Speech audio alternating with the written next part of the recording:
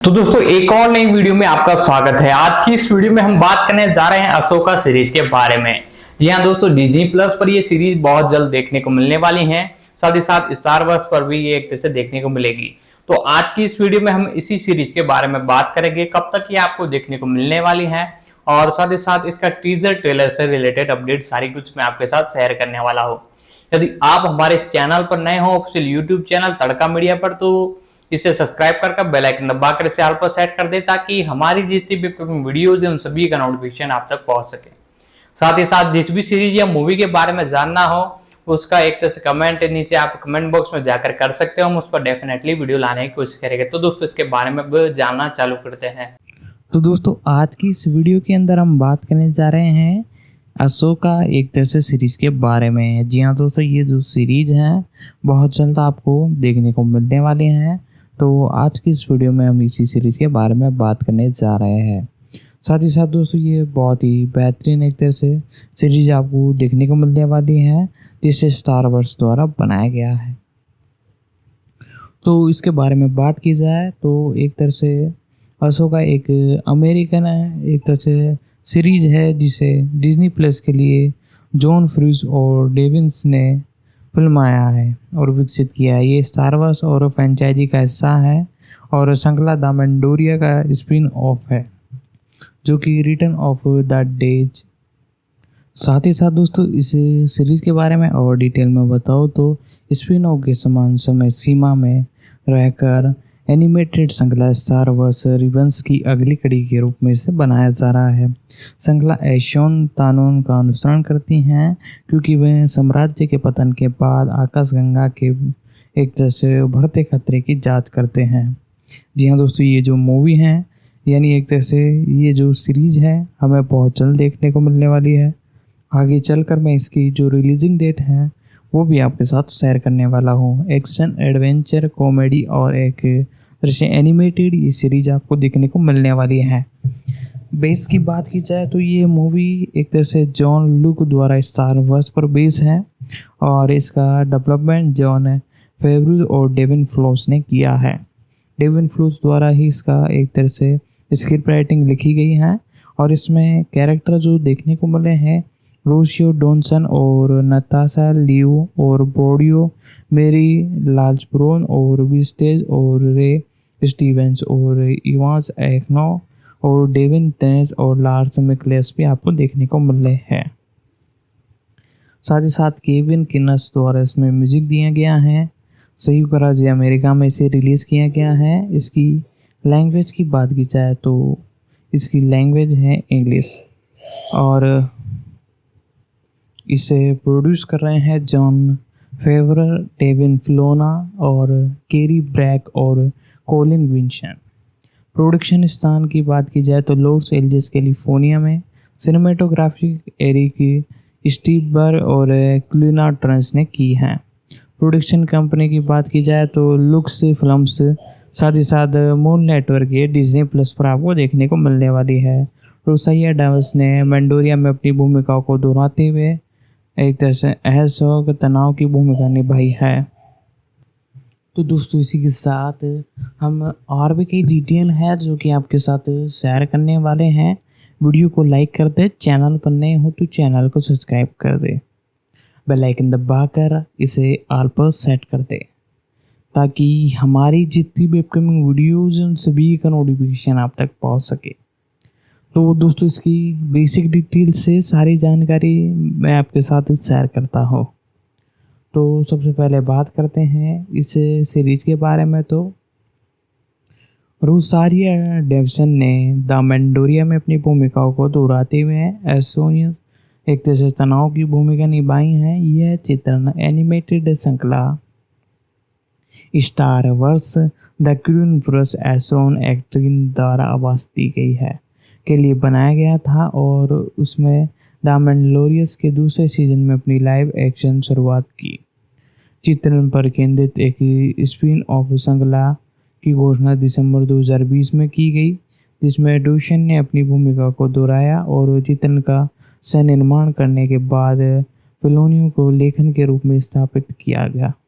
फिल्मांकन मई 2022 की शुरुआत में शुरू हुआ, जिसमें रेबल्स के कई किरदार दिखाए गए और अप्रैल 2030 में अतिरिक्त कास्टिंग खुलासा किया गया, जिसमें लॉस केमियस ने अपनी रिबल्स भूमिका को दोहराते हुए प्रकाश डाला और गेडन एलिस्टोन्स और श्रृंखला को रिबल्स में स्थापित कहानी को जारी रखने की पुष्टि की गई।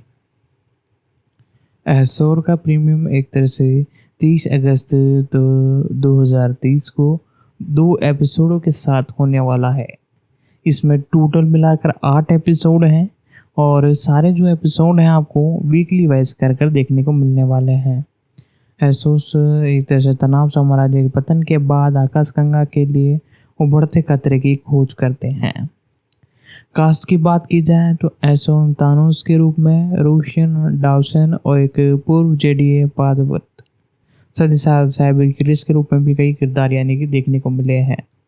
30 अगस्त 2030 को 2 एपिसोड देखने को मिलेंगे और तीसरा एपिसोड 30 अगस्त को, और फिर इसी के साथ वीकली वाइज चलते चलते 1 अक्टूबर 2030 तक टोटल मिलाकर 8 के 8 एपिसोड आपको देखने को मिलने वाले हैं। डेविन फिलोस ने सभी एपिसोड लिखे हैं, जबकि आगे के एपिसोड का निर्देशन भी किया है। पीटर हैम्सन के साथ स्टीवन ग्रिफ और जेनिफर ग्रेट और गीता पेट और रिकन फैल्मिस ने सभी एपिसोड का निर्देशन किया है और एसो में 8 एपिसोड होने वाले हैं।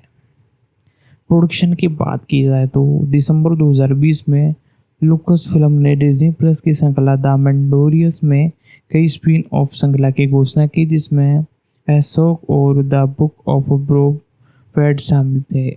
इंटरग्रेड कहानी के माध्यम से द मैंडोरिया के साथ स्पिन ऑफ की मौजूद है, जिसका समापन एक क्विलम्यूटन स्टोन इवेंट में हुआ था। स्टार वॉर्स के साथ स्केट क्रू को भी द मैंडोरिया और के एक तरह से समान समय में सेट किए जा रहे थे और प्रत्येक श्रृंखला को जॉन फ्रीज और डेविन फिलोस द्वारा संवर्धित रूप से विकसित किया गया है।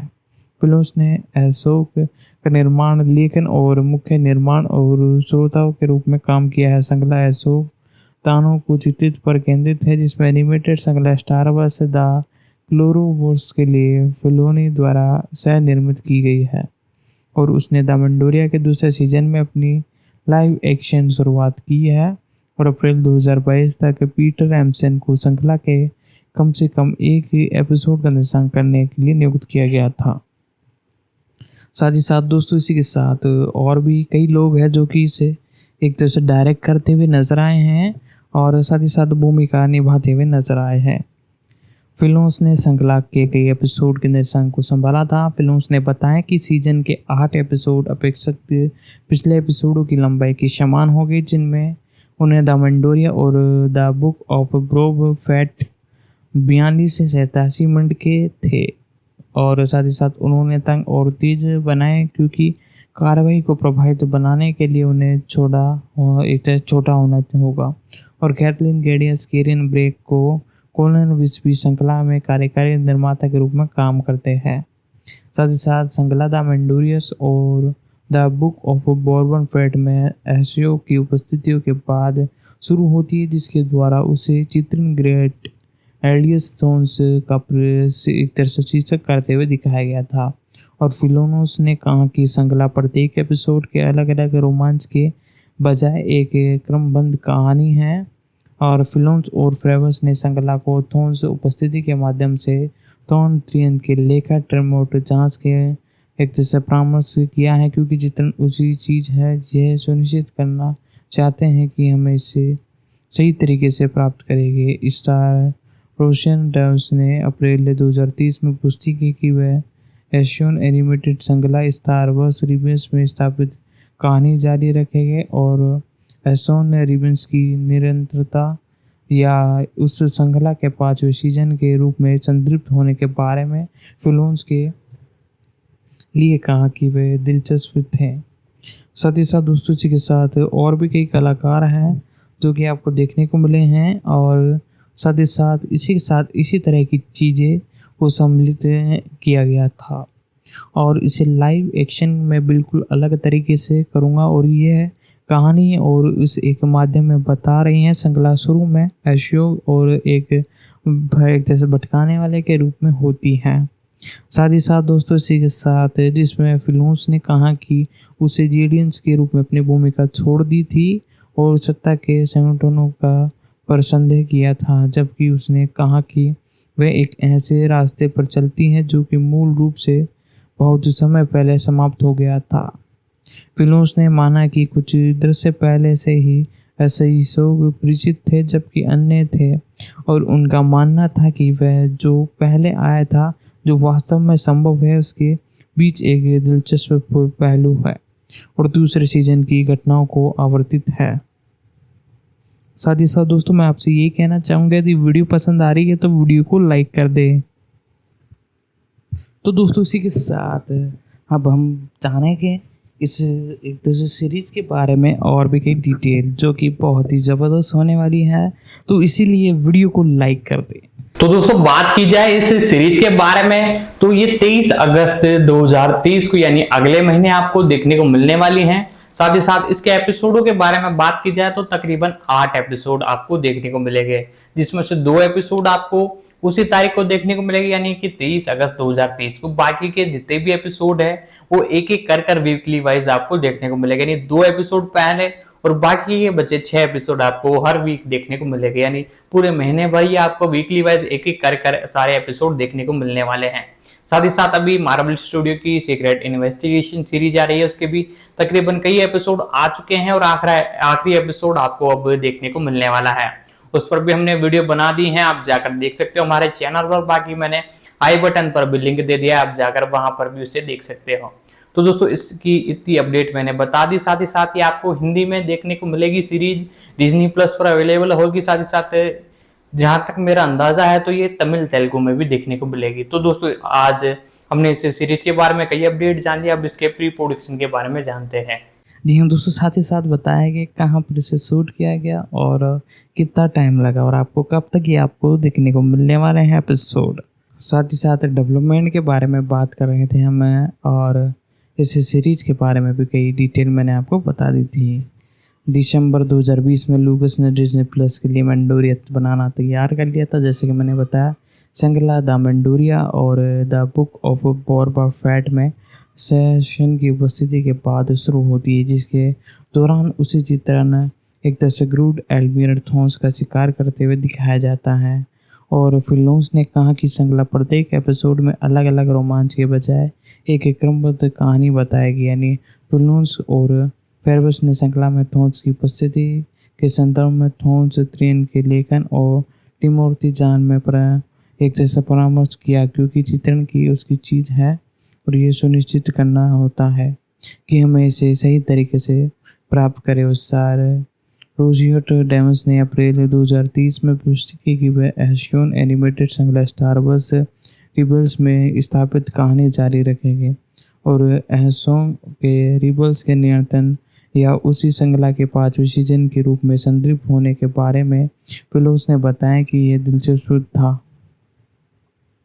साथ ही साथ दोस्तों इसी के साथ अप्रैल 2030 में पुष्टि की कि सहयोग एनिमेटेड श्रृंखला स्टार वर्स रिबल्स ने स्थापित कहानी जारी रखेगी और एहसोन ने रिबल्स की निरंतरता या श्रृंखला के 5वें सीजन के रूप में संदर्भित होने के बारे में फिलोन्स ने कहा कि यह दिलचस्प था। साथ ही साथ श्रृंखला शुरू में एक तरह से एसोल के एक भटकने वाले के एक किरदार के रूप में थी, जिसमें फिलोन्स ने कहा कि उसे जेडी के रूप में अपनी भूमिका छोड़ दी थी और सत्ता के संगठनों का संदेह किया गया था, जबकि उसने कहा कि वह एक ऐसा रास्ता पर चल रही है जो मूल रूप से बहुत समय पहले समाप्त हो गया था। फिलोन्स ने माना कि कुछ तरह से पहले से ही एसोन के परिचित थे जब अन्य नहीं थे, और उनका मानना था कि जब वह पहले आए थे और वास्तव में संभवतः उसके बीच एक दिलचस्प पुल था। वह सहयोग द मैंडोरिया के 3रे सीजन की घटनाओं की समवर्ती है। साथ ही साथ दिसंबर 2020 में श्रृंखला की घोषणा के साथ रोशियट डामस ने द मैंडोरिया में सहयोग तनाव के रूप में अपनी भूमिका को दोहराने की पुष्टि की। अगस्त 2021 तक लुकस फिल्म की एक तरह से कार्तिक तौर पर श्रृंखला में रिबुल चितन और साइमन क्रेन की भूमिका निभाने के लिए एक अभिनेत्री को कास्ट करना चाह रहे थे।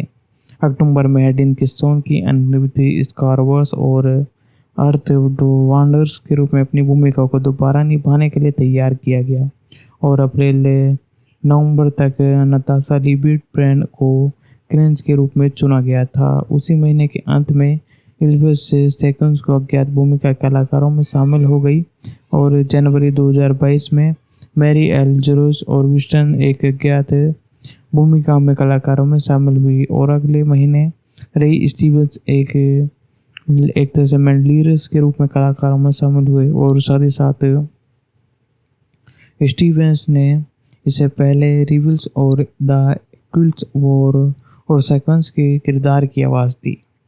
साथ ही साथ बोर्लिस को आधिकारिक तौर पर मई में वेंस की भूमिका निभाने की घोषणा की गई, जबकि हेरा सीडिस और चोपर सहित अन्य घोषणा की गई। जब हेरा सीडिस और चोपर सहित अन्य रिटर्न वॉस और रिव्यूज पात्रों की श्रृंखला में प्रदर्शित होने का पता चला और द शिफ्ट 2022 की शूटिंग के दौरान उन्होंने अपनी कास्टिंग खबर लिखी और सितंबर 2022 में पता चला कि ईमान स्पोर्ट को श्रृंखला में एजान ब्रिज के रूप में लिया गया था और अफवाह थी कि मैंने समुद्र श्रृंखला में किरदार निभा रहे हैं और एक एस्फोर्ड की कास्टिंग का खुलासा होने के बाद कहा गया था। उन्होंने भूमिकाओं के लिए ऑडिशन दिए लेकिन कास्टिंग प्रक्रिया आगे नहीं बढ़ रही थी। अप्रैल 2030 में स्टार वॉर्स सेलिब्रेशन लंदन में और यह पता चला कि विंटेज हेयर एंड सीरीज का किरदार निभा रहे थे और सिखानो हिनेस हित की किरदार निभा रहे थे और स्टीवेंस बलियान वास्तव के किरदार निभा रहे थे। इसके अतिरिक्त जेनी विल्स और ऑर्बन डेंस की ली एंसो डेविन ट्रेस और साथ ही साथ ड्रेवन ह्यून्स की आवाज़ दी, जबकि विभिन्न सिनेमेट्रो और मेटेन एविन ने जैकिन एनमीज और निशन ली और एरियन डेग्यू द्वारा चित्रित की गई थी। श्रृंखला के लिए पुष्टि होने से पहले मैकलस ने इसी भूमिका को दोबारा करने में से इनकार कर दिया। इसके अतिरिक्त यह पता चला कि वे एक तरह से चेतन श्रृंखला में जॉन के अतिरिक्त यह पता चला है कि वे तन्मूर्ति श्रृंखला में हैं और जुलाई 2030 में हॉल रोशन को जिज्ञासु मैरकोन्स के रूप में प्रकट किया गया था। फिल्मांकन के बारे में बात की जाए तो मुख्य फोटोग्राफी 9 जुलाई एक तरह से 2022 को शुरू हुई और लॉस एंजलिस कैलिफोर्निया और वॉकिंग टाउन और साथ साथ और भी कई लोकेशनों पर जैसे कि क्वीन टाउन सिनेमेटोग्राफी के रूप में काम करते हुए नजर आए। इन्होंने कई लोकेशन एक तरह से सेलेक्ट की थी। श्रृंखला में स्टेन क्रीज विजुअल प्रोडक्शन तकनीक का उपयोग किया गया था और टेनन ने फिल्मांकन में पहले हिस्से का प्रारंभिक संस्करण रिकॉर्ड किया ताकि कलाकार उनके साथ प्रदर्शन करने में सक्षम हो सके। फिल्मांकन अक्टूबर में पूरा हुआ और अप्रैल 2022 में स्टार वॉर्स सेलिब्रेशन लंदन के दौरान यह पता चला कि Kevin Kiner animated series the क्यूला वॉर्स रिब्यूट्स और द एक तरह से बैड ब्रिज और टेली ऑफ द जेट के संगीत तैयार करने के लिए सैकॉल्स के लिए स्कोर तैयार करेंगे। साथ ही साथ दोस्तों फिल्नोस और फेरेंस ने 26 मई 2022 को लुक फिल्म्स की स्टार वॉर्स सेलिब्रेशन पेन में श्रृंखला का प्रचार किया, जिसमें डोशन श्रृंखला के स्टार में वीडियो संदेश के माध्यम से पूरी एक तरह से पोशाक में दिखाई दी और डोशन 28 मई को द मिल्डोरिया और The Book of Bourbon fat के लिए एक पेन में व्यक्तिगत रूप से फिल्नोस फेरियो और डेविस और जोस के साथ उपस्थित हुए। साथ ही साथ दोस्तों इसी के साथ और भी कई भूमिका हैं जिनके अंदर ये देखने को मिले हैं। फ्लोन्स और फेरेंस ने एक तरह से 26 मई 2023 को एक तरह से Lucasfilm Star Wars Celebration पेन में श्रृंखला का एक तरह से ऐड किया। साथ ही साथ डेवंस 28 मई को द मंडोरिया और द एक तरह से बुक ऑफ बॉर्बा फैट के लिए एक पैनन की व्यक्तिगत रूप से फिनोस और सोपस के साथ स्थापित हुए। साथ ही साथ दोस्तों मुख्य रूप से कई भूमिकाओं में देखने के साथ साथ 7 अप्रैल 2023 को स्टार वॉर्स सेलिब्रेशन लंदन में श्रृंखला का पहला ट्रेजर लॉन्च किया गया। कलाकारों में यात्री की फुटेज वास्तविक की गई और अगले दिन वेशन ग्रेड है एक तरह से एनब्लिस थ्रोन्स के रूप में शामिल करने की पुष्टि की गई। रिलीजिंग के बारे में बात की जाए तो 30 अगस्त 2023 को, यानी 30 दिन बाद ही आपको फाइनली देखने को मिलने वाली है। इसमें 8 एपिसोड आपको देखने को मिलेंगे। रिलीजिंग डेट एक एक एपिसोड की मैंने बता दी हैं, और जैसे ये एक तरह से एपिसोड रिलीज़ होते हैं सीरीज़ के, तो एक एक कर आपको हम बताते रहेंगे, उनकी एक्सप्लेनेशन लाते रहेंगे। बाकी रिलीजिंग डेट तो मैंने आपको बता ही थी। तो इसके अंदर अभिनेता आपको एक तरह से कैरेक्टर जो देखने को मिले हैं, सबसे पहले इसमें आपको रोशियो डॉनसन देखने को मिली है। जी हाँ दोस्तों, रोसियो इंसबेल डॉनसन इनका पूरा नाम है। 9 मई 1980 को इनका जन्म हुआ। एक अमेरिकन अभिनेत्री हैं, फिल्म निर्माता हैं। उन्हें 1995 के स्वतंत्रता नाटक किड्स में अपनी फीचर फिल्म की शुरुआत की। उनकी बाद की फिल्म की भूमिका है गॉट क्रेम 1988, Juicy and the Food Crate 2021, Man in Black second 2002, Red 2005, Sin city 2005, क्विल्सन 2006, dead फ्रिश 2007 शामिल है, और 7 पाउंडर 2008, प्रेसी और Jackson and the Olympians the lightning थीम्स 2010, और एंस्प्रूड 2010, जूकी प्लस 2011, ट्रॉफ 2013। साथ ही साथ क्लीज के एक तरह से क्लिक 3 2030 और डिज्नी प्लस की मार्वल सिनेमैटिक यूनिवर्स और वनस ब्रदर डीसी कॉमिक्स में ब्लैक एंड सीडी एस निकोडियस की कई एक तरह से कार्य के लिए जानी जाती हैं। 9 मई 1980 को इनका जन्म हुआ था, और तकरीबन इनकी उम्र का अंदाज़ा लगाया जाए तो 44 साल है। तो दोस्तों फाइनली हम बात कर लेते हैं जॉर्ज वोल्टन लुकास जूनियर। इनका जन्म 14 मई 1994 में हुआ था। ये एक अमेरिकी फिल्म निर्माता है। लुकास को स्टार वॉर्स और इंडियाना जोन्स की फ्रेंचाइजी बनाने और Lucas film, Lucas art, industrial light and magic और THX की स्थापना के लिए जाना जाता है। 2012 में वॉल्ट डिज्नी कंपनी को बेचने से पहले उन्होंने अपना लुकास फिल्म के अध्यक्ष के रूप में कार्य किया। लुकास के इतिहास में सबसे अधिक आर्थिक रूप से सफल फिल्म अभिनेताओं में से एक है। उनकी 4 अकादमी पुरस्कारों के लिए नामांकित किया गया।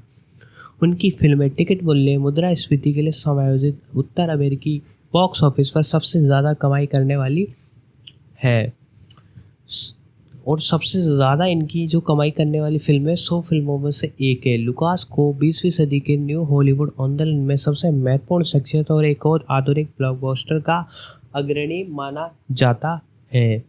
1969 में दक्षिणी कैलिफोर्निया विश्वविद्यालय से स्नातक होने के बाद लुकास ने फिल्म निर्माता फ्रांसिस फोर्ड कोप्पला के साथ अमेरिकन जोएंट्रोप्स की सह स्थापना की। लुकास ने अपने छात्र लघु इलेक्ट्रॉनिक बुलबुलिया THX 1938 फॉर EB पर आधारित THX 1938 1971 लिखा और निर्देशित किया, जो एक महत्वपूर्ण सफलता थी लेकिन एक वित्तीय विफलता थी। मतलब दोस्तों ये बताऊं कि ये मूवी बॉक्स ऑफिस पर फ्लॉप हो गई थी।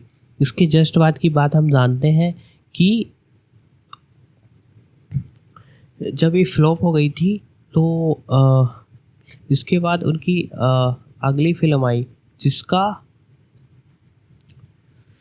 नव स्थापित लुकास फिल्म के माध्यम से निर्मित किया गया, और फिल्म समीक्षकों और व्यावसायिक रूप से विफल रही। उसके जस्ट बाद विफल हो जाने के बाद इन्होंने हार नहीं मानी। लेखक और निर्देशक के रूप में उनका अगला काम अमेरिकन ग्रेफिटी 1973 था, जो कि 1960 के दशक में पूरी की शुरुआत में मेडोस कैलिफोर्निया और उनकी युवावस्था से प्रेरित था। उनकी नवस्थापित लुकास फिल्म के माध्यम से निर्मित किया गया था। ये फिल्म समीक्षकों और व्यावसायिक रूप से सफल रही। इसे सर्वश्रेष्ठ निर्देशक सहित 5 अकादमिक पुरस्कार के लिए नामांकित हुए। लुकास कैकले के महाकाव्य अंतरिक्ष ओपेरा स्टार वॉर्स 1977 का निर्माता मुश्किलों भरा रहा, लेकिन ये आश्चर्यजनक रूप से हिट रही।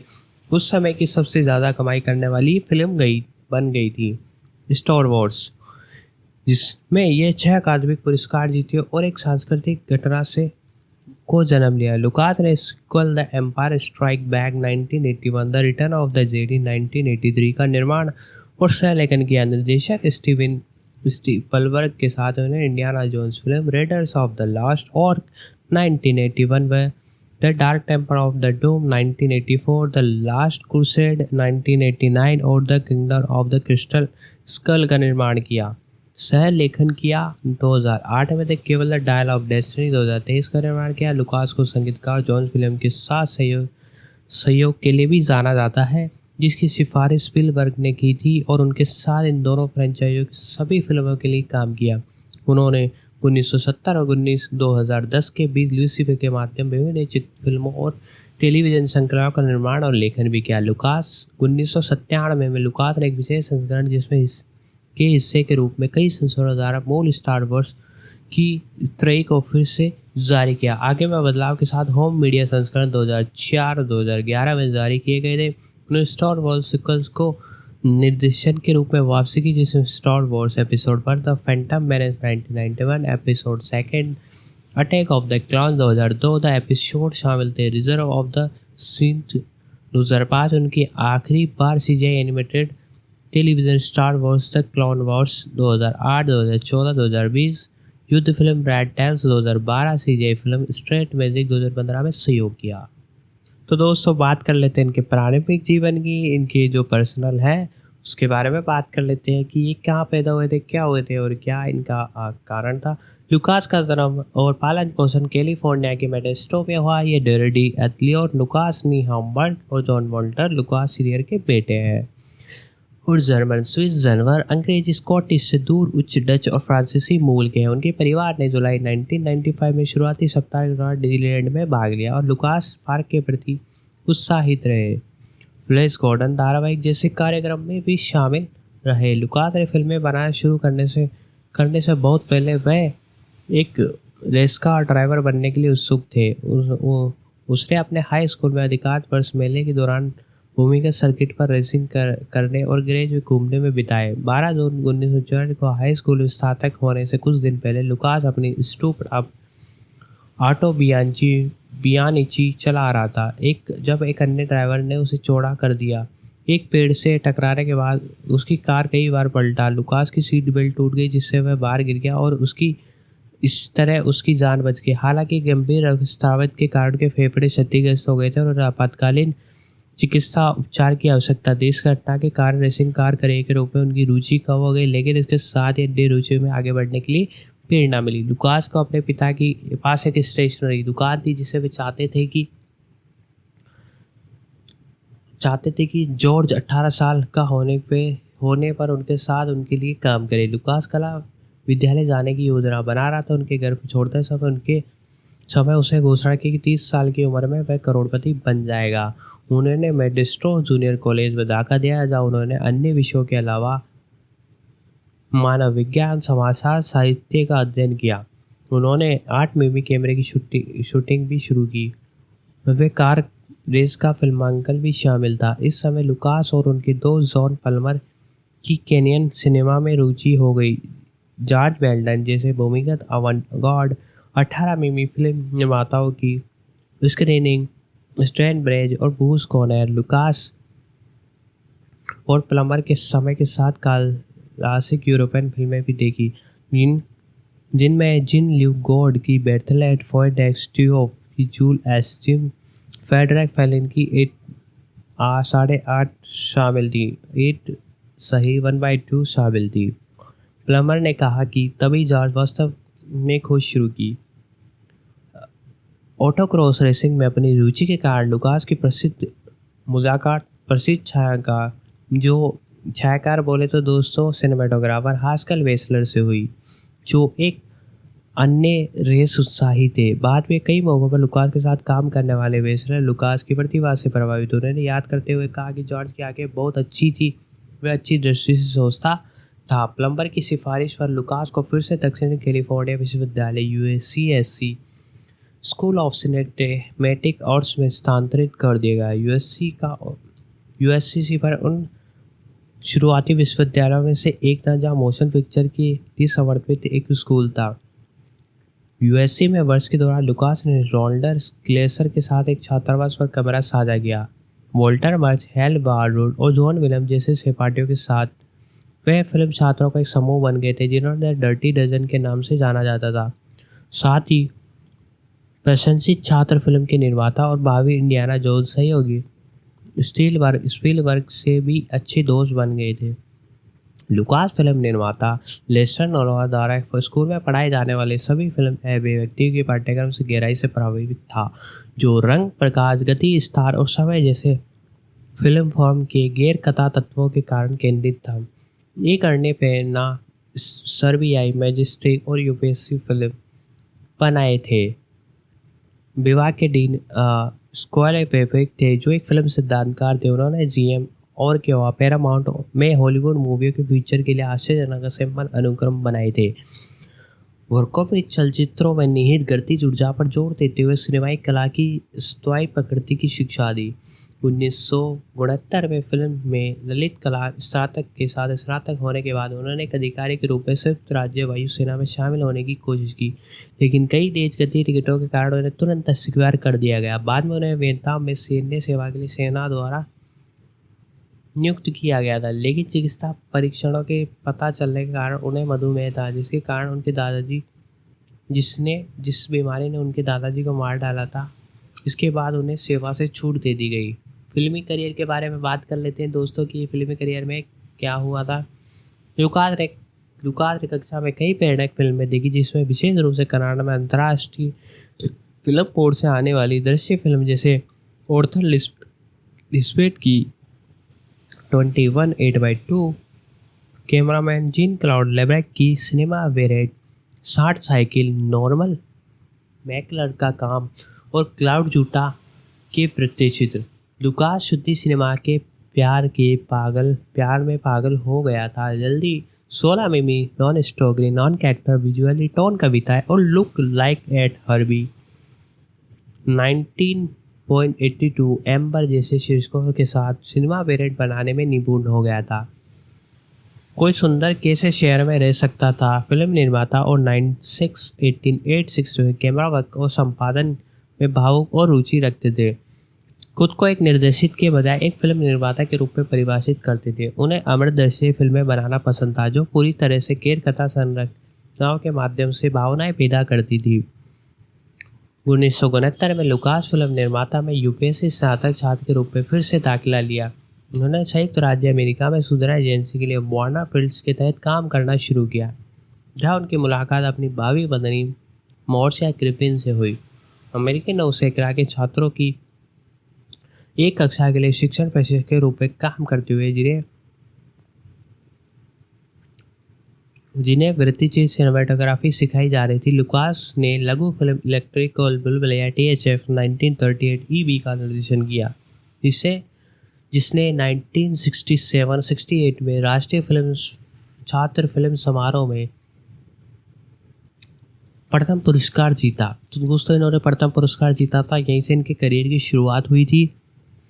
लुकास को वार्नर ब्रदर द्वारा छात्रवृत्ति चित्ता से सम्मानित किया गया था। अपनी पसंद की फिल्म की निर्माता निरीक्षण करना और उस पर काम करना। एनिमेशन विभाग बंद होने के बाद उन्होंने जो फिल्म चुनी वह फिनियस रेनबो 1968 थी, जिसका निर्देशन फ्रांसीसी फोर्डेला कोपो द्वारा किया जा रहा था। उस समय के फिल्म स्कूल के छात्रों के बीच में एक सिनेमा स्नातक के रूप में सम्मानित थे, जिन्हें हॉलीवुड ने इसे बनाया था। 1969 में Lucas classical rolling stone concert film give me shelter के कैमरा ऑपरेटरों में से एक थे। ये कैमरा ऑपरेटर भी थे दोस्तों, डायरेक्शन देने के साथ साथ।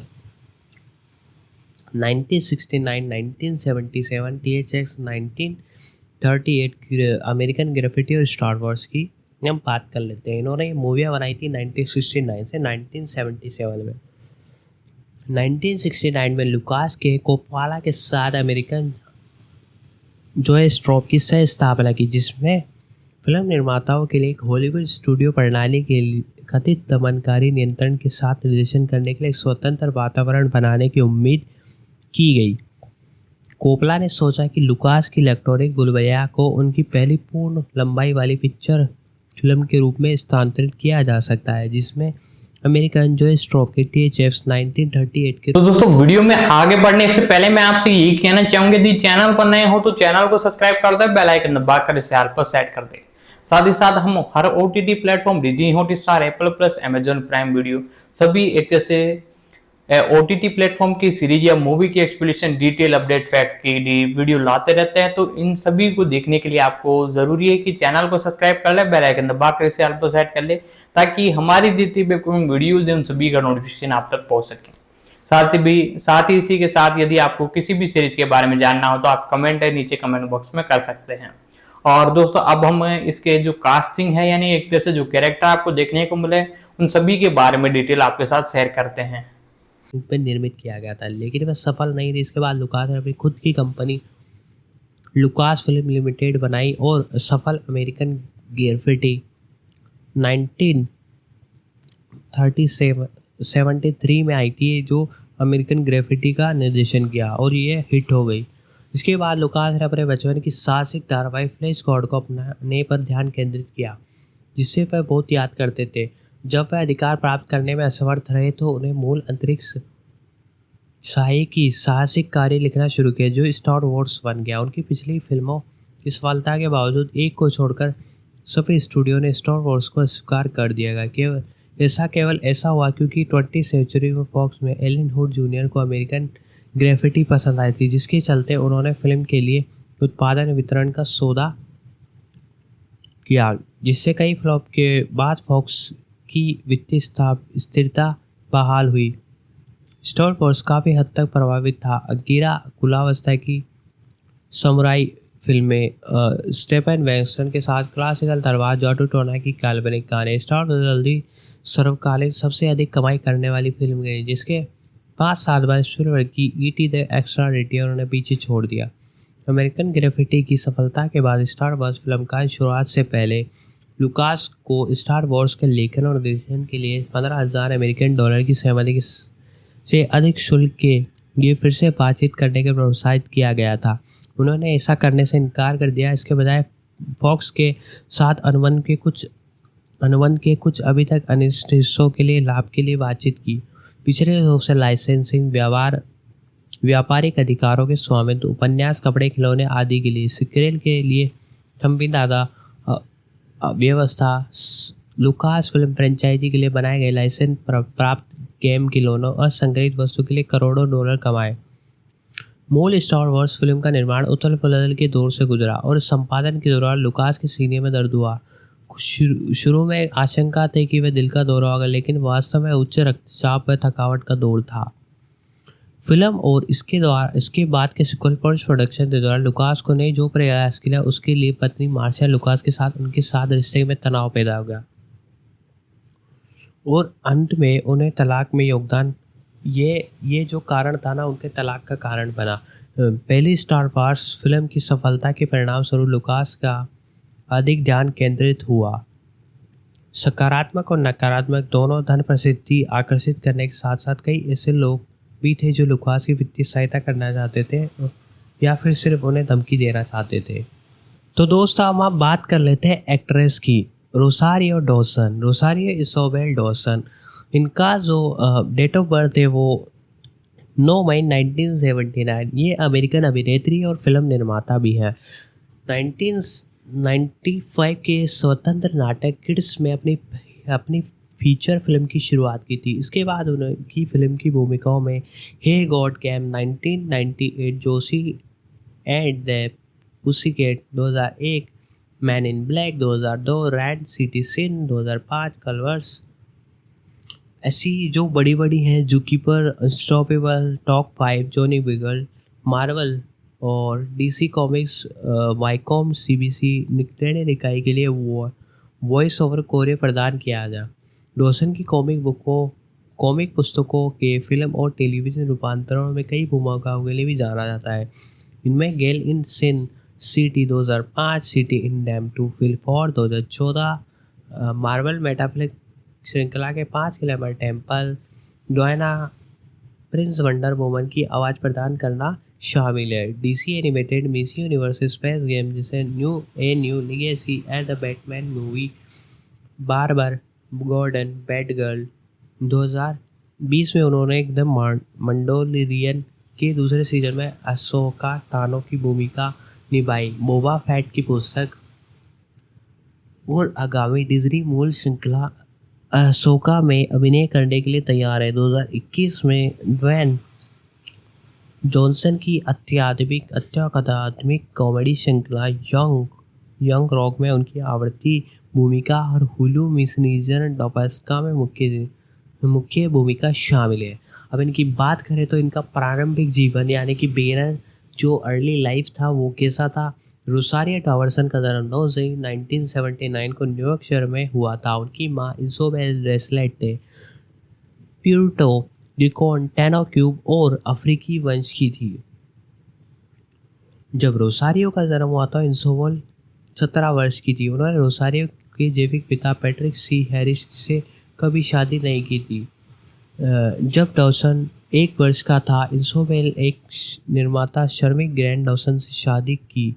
किफ़ायती आवासीय योजनाओं के सदस्य के रूप में सिक्योरिटी हो जाने वाले इजोबेल और ग्रेग ईस्ट की 13वीं स्ट्रीट का पुनः प्राप्त इमारत में चले गए और बाद में परिवार गोल्डलैंड टेक्सास में चला गया। करियर की बात करें तो एक बच्चे के रूप में डॉसन सेशन स्ट्रीट पर एक संक्षिप्त उपस्थिति दर्ज की है। 15 साल की उम्र में फोटोग्राफर लेरी क्रॉक और हार्मेट क्रॉक से उन्होंने अपने घर के बरामदे में देखा। कोरिन ने फैसला किया कि 1995 में विवादास्पद फिल्म किड्स की लिए उनकी पटकथा लिखी गई भूमिका के लिए बिल्कुल उपयुक्त थी। उन्होंने स्वतंत्र फिल्मों God game, man in black और रेड जैसी ब्लॉकबस्टर फिल्मों सहित विभिन्न भूमिकाओं में अभिनय किया। 1998 में डॉसन ने प्रिंस के एकल 1999 में रिमिक्स संस्करण के लिए परिचयात्मक वॉइस ओवर प्रदान किया। वॉइस ओवर नई शताब्दी से पहले अगले वर्ष और पिछले वर्ष की दुनिया में स्थिति के लिए एक टिप्पणी थी। अगले वर्ष वह album stand get out of talk control के लिए द केमिकल ब्रदर्स के लिए वीडियो दिखाई दी। उन्होंने Outkast album speakers box expects love video के साथ दूसरे disc track show lips and my labs में भी दिखाया गया है, जिन्होंने अंत में परिचय और एक संक्षिप्त अंतराल बोलती है। 2001 में यह फिल्म जोशी एज ए पुसीकैट में बैंड सदस्य सेलिब्री ब्राउन के रूप में दिखाई दी और एक एथन हॉक ने निर्देशित पहली फिल्म जेसी बॉक्स में उनकी भूमिका थी।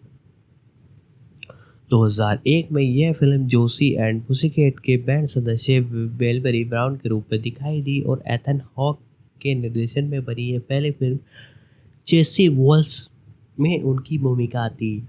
डाइवसन ने स्पाइक ली नाटक 25वें आवर 2002 में एडवर्ड नॉर्टन के साथ अभिनय किया। 2002 में ओलिवर स्टोन की फिल्म अलेक्जेंडर में उन्होंने अलेक्जेंडर द ग्रेट की पत्नी रॉक्साना की भूमिका निभाई। 2005 में डॉल्सन में पब्लिक थिएटर में Shakespeare in the park the जूटलामैन ऑफ द वोरोना के पुनर्द्वार में जूलिया के रूप में अपना स्टेज डेब्यू किया। 2005 में लोकप्रिय संगीत में रेंट फिल्म के रूपांतर उनमें डेफरन रुग्बी वेगा की विदेशी नर्तकी मिमी मकॉज की भूमिका निभाई जो गर्भवती थी और उन्हें भूमिका निभाने में असमर्थ थी। रेंट में अपनी भूमिका के लिए डॉसन ने सर्वश्रेष्ठ सहायक अभिनेत्री मोशन पिक्चर सैटेलाइट पुरस्कार जीता। वह रॉबर्ट रोड्रिगेज फैक मिलर द्वारा सह निर्देशित ग्राफिक उपन्यास सिटीजन के रूपांतरित में दिखाई दी, जिसमें गेल एक वेश्या डोमिनेस्ट्रिक का किरदार निभाया। उस वर्ष वह रॉब जॉबी फिल्म द डेविल लिजे के साथ हटाए गए दृश्य में शामिल थी। वह इस दृश्य को हटाए गए दृश्यों में शामिल किया गया था डीवीडी द्वारा रिलीज किया गया। और रेड क्लार्क 2006 में बेकी की भूमिका निभाई। श्रृंखला के निर्माण में वृत्तचित्र बैक टू वेल उन्होंने कहा कि गधे के शो अनुक्रम में उनकी भूमिका निभाने का निर्णय लिया। उसी वर्ष मई में डॉसन ने कॉमिक बुक मिनीरीज ऑलक्रन द क्राइम्स टास्क फोर्स के सह निर्माण और सह लेखन किया। वह कॉमिक का प्रचार करने के लिए 2007 में सैन डिएगो कॉमिक कॉन में थी। उन्होंने 2007 में क्वेंटिन टोरेंटिनो थ्रोबैक फिल्म में डेब्यू प्रूफ में पूर्व छात्र टेसी थॉमस के साथ सह अभिनय किया। उन्होंने टॉन नाटी और रॉबर्ट रॉबिट्स डबल फीचर प्रिंक आउट का हिस्सा था। उन्होंने इस निर्माण और अभिरुचि किया मित्र तलाशी लुगिया के साथ वंश जिस पर अपनी मुलाकात ली स्टारबैक अकादमी से हुई। जुलाई 2007 को डॉसन ने लाइव अर्थ में अमेरिकी चरण पर प्रस्तुति की। 2008 में डॉसन ने सेवा स्पाउंड की स्टीमर स्पिक द्वारा निर्मित ईगल आई लीग बिग स्मिथ के साथ अभिनय किया। अगस्त की शुरुआत में उन्होंने online science fiction film Gemini division में अभिनय किया। कंप्यूटर एनिमेशन श्रृंखला आफ्टर में उन्होंने ऑफिसर डेलाम डे ब्रेंस की आवाज़ दी। 17 जनवरी 2009 को 17 जनवरी 2009 को डॉसन ने सेंट्रल नाइट क्लब लाइव की मेज़बानी की। बाद में वर्ष उन्होंने एनिमेटेड फिल्म वंडर वुमन में बाना मिगडॉल की ओटमैस को आवाज़ दी। 2009 की बात करें तो डावंसन ने द पीपल स्पीक में प्रदर्शन किया, जो एक डॉक्यूमेंट्री फीचर फिल्म है जो इतिहास हावर्ड जिन की a people history of the united state पर आधारित रोज़मर्रा की अमेरिकी पत्रों, डायरियों और भाषण और नाटकीय संगीत में प्रदर्शन को उपयोग करती है। Album best writer pop nucleus आइलाइसिस के लिए उन्हें best writer silver bullet track में गाते हुए दिखाई दिया गया। 2010 में उन्होंने जर्सी जैक्सन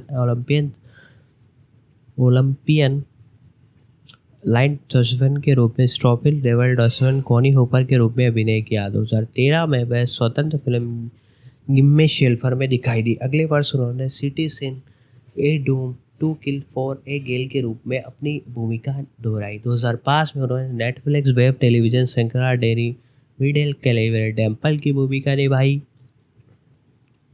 एक भूमिका जिन्होंने उन्होंने जेसिका जोन्स जून केस को दोहराया। Jessica Jones tie in comics के दोनों शोज में उनकी चरित्र में डॉसन की समानता का भी उपयोग किया गया। डॉसन ने 2017 में इस भूमिका को जारी कहा और आयरन फिट्स द डिफेंडर्स 2014 में टॉप 5 में दिखाई दी, जिसके लिए उन्होंने कॉमेडी में सर्वश्रेष्ठ अभिनेत्री के लिए क्रिस्टल चॉइस मूवी अवार्ड के लिए नामांकित किया गया था। और 2018 में उन्होंने फिल्म क्रिस्टल में पहली महिला भूमिका निभाई। 2020 में उन्होंने डिग्री द 2020 में उन्होंने डिज्नी पर द मंडोरियन के सीजन में स्टार वॉर्स के चरित्र का ऐसा को तानो के रूप में उनको कैरेक्टर मिला और The Book of the Boba Fett में उनकी भूमिका को दोहराया। अब अशोका जो आ रही है उसमें भी ये भूमिका निभाएगी। 2022 में उन्होंने द क्लर्क सेकेंड 2022 में बेबी के रूप में अपना भूमिका दोहराई।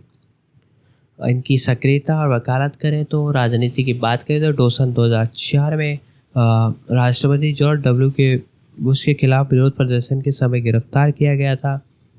डॉसन ने 2012 में पुनः बचाव के लिए बराक ओबामा का समर्थन किया और 2016 में डेमोक्रेटिक पार्टी प्राइम डेमोक्रेटिक के नाम के लिए बर्नी सैंडर्स का समर्थन किया। 2015 में 2016 का डॉसन वाशिंगटन डीसी के ड्रोमस्विक स्प्रिंग के दौरान गिरफ्तार किए गए प्रदर्शनकारियों में से एक थे। 2019 के मध्य डॉसन ने 2020 के राष्ट्रपति चुनाव में अपने प्रेमी कोरा बुकर का समर्थन किया। बुकर ने 13 जनवरी 2022 को राष्ट्रपति पद के लिए अपना अभिमान समाप्त कर दिया। यह संयुक्त राज्य अमेरिका की प्रथम महिला बन जाती थी और डॉसन ने कहा था कि ये युवाओं की बेगरता उनकी समाधान की वकालत करती। 9 मार्च 2022 को डॉसन ने बनी सैंडर्स राष्ट्रपति अभियान का समर्थन किया, जिसका उन्होंने पहले 2016 की बोली में भी समर्थन किया था। परोपकार की बात करें तो उन्होंने क्या किया है, डॉसन लॉइस ईस्ट साइड क्लब गर्ल्स से जुड़ा हुआ है। ये पर्यावरण समूह global cool one campus Oxfam operation USA amnesty international माता पिता परिवार और समलैंगिक के मित्र इंटरनेशनल अन्य चैरिटी का समर्थन करते हैं। रेस्क्यू कमेटी वोटर लेओटी के स्टोकलर्स और स्टे क्लोज CRJPLF के लिए एक पोस्टर और सार्वजनिक सेवा विज्ञान अभियान जहां वह अपने चाचा फ्रैंक जम के साथ चित्रित है इसमें उन्होंने भाग लिया। विजाइना मेलॉक्स और फी डे के बोर्ड में कार्यरत है, एक वैश्विक गैर लाभकारी आंदोलन जो नाइटो जो इस नाटक के लाभों के माध्यम से महिला हिंसा विरोधी समूह के लिए धन जुटाता है। अक्टूबर 2008 में डॉसन TripAdvisor.com के परोपकार कार्यक्रम मॉन फॉर द मैंग conservation international doctor without borders national geographic society the nature conservancy save the children की प्रवक्ता बनी। इसके अलावा अक्टूबर 2008 में उन्होंने रिस्पेक्ट के लिए अपनी आवाज़ दी अभियान जो था एक आंदोलन जिसका उद्देश्य घरेलू हिंसा को रोकना है। उन्होंने giverespect.org वेबसाइट के लिए एक ध्वनि संदेश रिकॉर्ड किया जिसमें घरेलू हिंसा रोकने की मदद के लिए एक सम्मान के महत्व में जोर दिया गया। 2012 में डॉसन को सोइन ड्रीम इंटरनेशनल के साथ साझेदारी की पहले वर्ष अनबॉटल द वर्ल्ड की शुरुआत करते हुए पर्यावरण पर डिब्बे और प्लास्टिक की बोतलों पर प्रभाव के बारे में जागरूकता बढ़ाने के प्रयास में एक अभियान की कल्पना की गई। अब इनके पर्सनल लाइफ के बारे में बता दूं तो डॉर्सन एक स्वयंभू ट्रेकी है जो उन्होंने गवर्नमेंट ऑबियंस के साथ साक्षात्कार में अपने 22 स्टार ट्रेकी के प्रति अपने प्यार का उल्लेख किया है और कई क्लिंग शब्दों के बारे में अपने ज्ञान का प्रदर्शन भी किया है। डॉर्सन ने 2014 में एक 12 वर्षीय लड़की को गोद लिया था। मार्च 2019 में डॉर्सन ने पुष्टि की वे अमेरिकन सिनेटरी कोरी बुकर के साथ रिश्ते में थी। उनका रिश्ता फरवरी 2022 में समाप्त हो गया है। 2018 में डॉर्सन ने इंस्टाग्राम पर एक पोस्ट किया था जिसमें व्यापक रूप से विचित्र रूप से सामने आने के रूप में माना गया था। जब 2020 में साक्षात्कार में इसके बारे में पूछा गया तो उन्होंने कहा कि उनका इरादा नहीं गया था और आगे बताया कि हालांकि लोग कहते हैं कि मैं बाहर गया था, मैंने ऐसा नहीं किया। मेरा मतलब ये गलत नहीं है, लेकिन मैं कभी बाहर नहीं आया। मेरा मतलब ये है कि मुझे लगता है कि अब मैं हूँ, मेरा ये उस क्षेत्र से कोई रिश्ता नहीं रहा, इसलिए मैं मेरे लिए कभी भी प्रमाणिक कॉलिंग की तरह महसूस नहीं हुआ। डॉर्सन ने अपने प्रतिनिधि के बाद में डेली बीस्ट के स्पष्ट किया कि उन्होंने कहने का मतलब LGBT समुदाय के सहयोगी के रूप में सामने आ रहा था। विवाद अक्टूबर 2019 में डेंड्रैक फिनले एक ट्रांस विरोध भेदभाव मौके की दुर्व्यवहार गलत लिंग निर्धारण शारीरिक हमले से जुड़ी कथित घटनाओं में लॉस एंजलिस डॉर्सन और उसके परिवार के खिलाफ मामला दर्ज किया गया। फिनले का परिवार के साथ रहकर नौकर के रूप में कार्यरत था। उन्हें दशकों से जानता था। अपने वकील के माध्यम से डॉर्सन परिवार से कहा कि वे सब इन झूठे और निर्धार आरोप से दुखी और निराश है। अगस्त 2020 में मोदी द्वारा 20 और 18 आरोप हटा लिए गए थे। कथित हमले से संबंधित 2 दावे छोड़ दिए। इसके अलावा फिनले का प्रतिनिधित्व करने के लिए वकील मामले से हट गए और शेष दत्तों को मई 2001 में लॉस एंजलिस सुप्रीम कोर्ट द्वारा खारिज कर दिया गया। दस्तावेजीकरण सवालों के जवाब से एक चिकित्सा परीक्षण के अनुरूप नियंत्रित हो गए थे। फैसले के बाद फिनले ने दावा किया कि CVID 1990 बीमारी का परीक्षा छूटने के बाद मेडिकल परीक्षा कभी भी पुनर्निर्धारित नहीं की गई और उन्हें अपील करने का इरादा बताया। तो अब आगे की बात कर लेते हैं कि इन्होंने कौन कौन से एक्टर और इसमें शामिल हैं और कौन कौन से एक्टर इसमें सबसे ज़्यादा माहिर है और कौन से ज़्यादा एक्टर फेमस हैं। तो अब मैं बताता हूँ इसके आगे। नताशा लुई बॉर्डिजो, तो इस बंदी के बारे में बात करते हैं। ये नताशा ल्यू बॉर्डिजो जन्म 25 अगस्त 1994। ये एक ऑस्ट्रेलियाई अभिनेत्री है। उन्होंने नेटफ्लिक्स क्राउचिंग में tiger, hidden dragon, swords of destiny, स्ट्रॉवेस के किरदार में अपनी शुरुआत की थी। 2019 में उन्होंने नेटफ्लिक्स की सोसाइटी में हेलेना का किरदार निभाया। प्रारंभिक जीवन और शिक्षा की बात करें, नताशा ल्यू बॉर्डिजो का जन्म सिडनी में हुआ था। उनकी माँ चीनी और उनके पिता इतालवी मूल के हैं। उन्होंने सिडनी गर्ल्स हाई स्कूल में पढ़ाई की, फिर यूनिवर्सिटी ऑफ टेक्नोलॉजी सिडनी में bachelor of law, bachelor of communication की पढ़ाई शुरू की। जब उन्होंने काउचिंग हाइगर, Hidden Dragon, Swan of the Destiny का एक प्रमुख भूमिका के लिए चुना गया, जबकि यह उनका पहला ऑडिशन था। बॉर्डिजो ने अनुमान लगाया कि उनकी उम्र के रूप में अंग्रेजी प्रभाव और मार्शल आर्ट में क्षमता के कारण चुना गया था, क्योंकि उनके पास ताइक्वांडो ब्लैक बेल्ट थी और कैनोपो कराटे में जो उनका प्रशिक्षण था, मतलब उन्होंने पहले ही ब्लैक बेल्ट और इनकी ट्रेनिंग ली थी। करियर की बात करें तो crouching the tiger, hidden dragon, swords of destiny की तैयारी के लिए बॉडीजर युएन यू विंग के साथ उगांडा तलवार लड़ाई में गहन प्रशिक्षण लिया। फरवरी 2016 में crouching tiger, hidden dragon, sword of destiny की रिलीज पर बॉडीजो अंतर्राष्ट्रीय अभिनय किरदार बनाने के लिए लॉस एंजलिस चले गए। 2017 में बॉडीजो ने द ग्रेटर शोमैन में डेंग यंग की सहायक भूमिका निभाई थी, जो एक अमेरिकन संगीतमय फिल्म थी जिसका निर्देशन माइकल ग्रेसी ने अपने निर्देशन के रूप में किया गया था, जिसमें ह्यू जैकमैन, जैक फ्रेफॉर्न, मिलेशिया विलियम, रेबेका फ्यूंगर्स और जेड्राय ने अभिनय किया था। बॉडीजो न्यूयॉर्क में एक मुख्य फोटोग्राफी शुरू करने के लिए उत्साहित थी, क्योंकि उन्होंने अभी कोई ऐसा गीत या नृत्य प्रशिक्षण नहीं लिया था। उन्होंने दोनों ही उन्हें भयानक लगे। फिल्म का प्रीमियर 8 दिसंबर को RXM क्रीम मेरी 2 पर हुआ। इसमें संयुक्त राज्य अमेरिका में 20 दिसंबर को 20वीं सेंचुरी फॉक्स द्वारा जारी किया गया था और दुनिया भर में 432 मिलियन की कमाई की थी। ये अब तक का 5वें सबसे अधिक कमाई करने वाला लाइव एक्शन संगीत बन गया था। बॉडीजो ने मुंबई होटल 2018 में भी अभिनय किया है, जो एंथनी मॉरिस द्वारा निर्देशित और कोल मॉरिस द्वारा लिखित है। यह अमेरिकन ऑस्ट्रेलियाई थ्रिलर फिल्म है। ये भारत का ताजमहल पैलेस होटल 2018 में हुई हमलों के बारे में 2009 की डॉक्यूमेंट्री स्वाइविंग मुंबई पर आधारित है। बॉडीज ने ऑस्ट्रेलिया बैंकर ब्री की भूमिका निभाई, जिसमें Dev Patel, Armie Hammer, Nazanin Boniadi, Anupam Kher जैसे सितारे थे।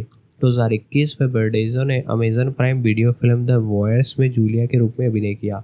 फिल्म शूटिंग 2019 में मॉन्ट्रियल कनाडा में की गई है। एक जोड़े की कहानी बताती जो अपने पड़ोसियों के यौन जीवन को देखता है। बॉडीज ने मूल रूप से अमेरिका लेजे का उपयोग करते हुए एक वीडियो कॉल पर भूमिका के लिए ऑडिशन दिया था, लेकिन निर्देशन ने उन्हें अपना मूल ऑस्ट्रेलिया लहजा रखने का अनुरोध किया। इसी वर्ष बॉडीजो ने animated comedy film which dragon में ली वॉन्ग जोंग की आवाज़ के रूप में अभिनय किया। उन्होंने किरदार एक सेलिब्रिटी का है जो एक युवा लड़के के साथ फिर से जुड़ने के लिए यात्रा को प्रेरित करता है, क्योंकि कभी वे बचपन में दोस्त थे। नवंबर को 2021 में वह बताया कि बॉडीज को स्टार वॉर्स सीमित श्रृंखला अशोको में साइमन ब्रैंड की भूमिका में दिया गया है, जिसका प्रीमियर अगस्त 2023 में होगा।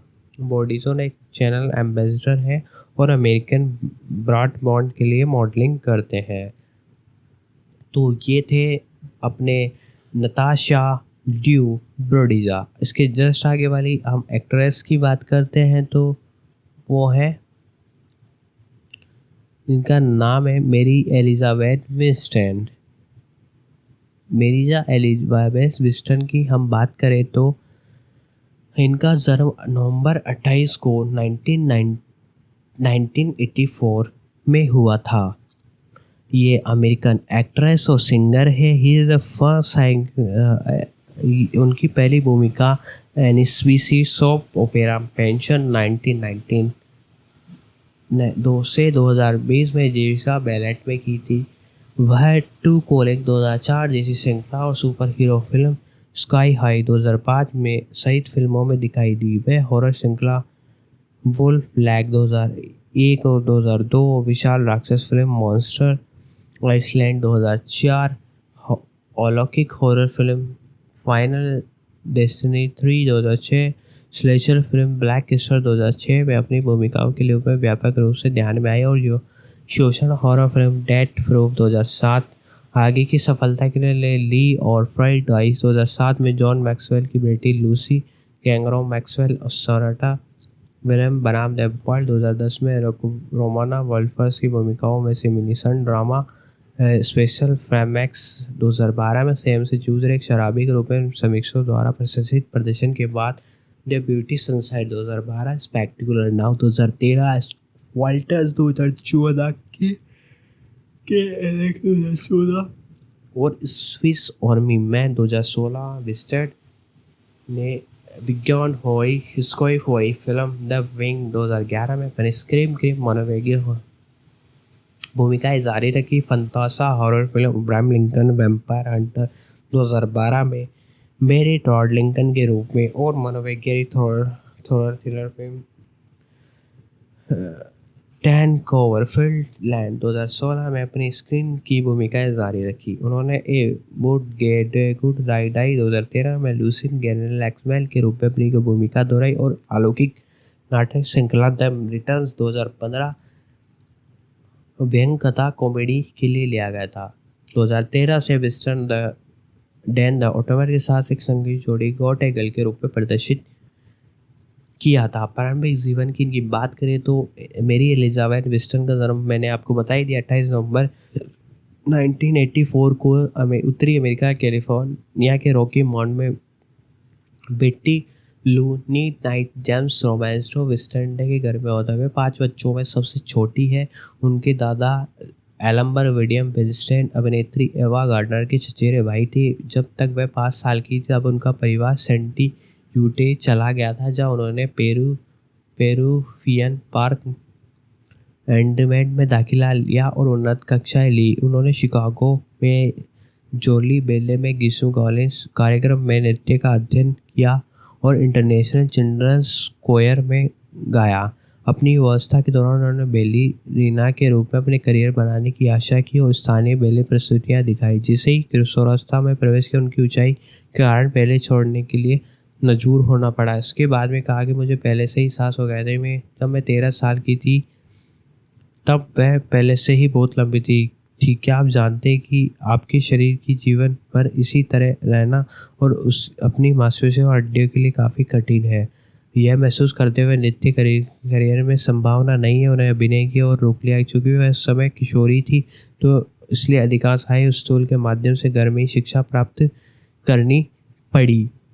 अभिनय 1970 से 2004 के बीच में बता देते हैं आपको। विंस्टन टॉमी ऑस्टिन अभिनेत्री जोसेफ एंड जेम्स टेक्निकल टिमकोड के निर्माण में दिखाई दिया। ये शो उन्होंने संक्षिप्त प्रदर्शन के बाद वेस्टर्न विभिन्न टेलीविजन श्रृंखलाओं में अभिनय शुरू किया। डचड बॉय एंड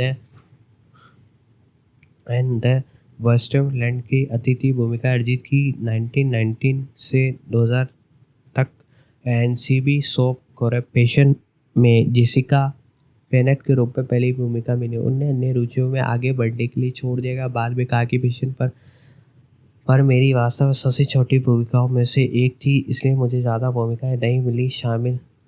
मैं बहुत आसानी से निकलने में सक्षम थी। वेस्टर्न की अगली भूमिका टेलीविज़न मुख्य अधिकालिक सीबीएस नाटक श्रृंखला वुल्फ लैक 2001-2002 में टिम मैथसन के एक चरित्र की बेटी के रूप में थी। इन एपिसोड के बाद श्रृंखला रद्द कर दी गई। 2004 में वेस्टर्न ने एनिमेटेड टीवी की टेलीविज़न के लिए बनी फिल्म मॉन्स्टर आइसलैंड में सहायक भूमिका निभाई। उन्होंने फिल्म ए सिंड्रेला स्टोरी के रूप में एक भूमिका की पेशकश की गई थी, लेकिन उन्होंने इसे ठुकरा दिया क्योंकि वह अभी स्कूल से स्नातक हुई थी और दोस्तों के साथ एक क्रूज पर जा रही थी, जहां उन्होंने मुलाकात अपने भावी पति रिले स्टोनर से हुई। दोस्तों आज की इस वीडियो में हमने इस सीरीज के बारे में जाना, जितनी अपडेट थी फैक्ट डिटेल और टीजर ट्रेलर से रिलेटेड, साथ ही साथ रिलीजिंग डेट मैंने बता दी। एक तरह से सारे जो एपिसोड है वो वीकली वाइज देखने को मिलेगी, ये भी मैंने आपको बता दिया। पूरे महीने भर ही आपको देखने को मिलने वाली हैं। साथ ही साथ दोस्तों अब मैं आपसे यही कहना चाहूंगा, यदि आपने डिज्नी प्लस का सब्सक्रिप्शन ले रखा है तो बहुत बढ़िया बात है। बाकी मैं नीचे डिस्क्रिप्शन में एक लिंक दे दूंगा, आप उससे भी इसे ले सकते हो। साथ ही साथ हमारे चैनल पर एक तरह से एक सीरीज चल रही है जिसके अंदर एमसीयू और डीसी की सारी मूवीज की एक्सप्लेनेशन हम लेकर आए हैं, आप उसे भी जाकर देख सकते हो। तो दोस्तों आज की इस वीडियो में इतना ही, मिलते हैं अगले वीडियो में।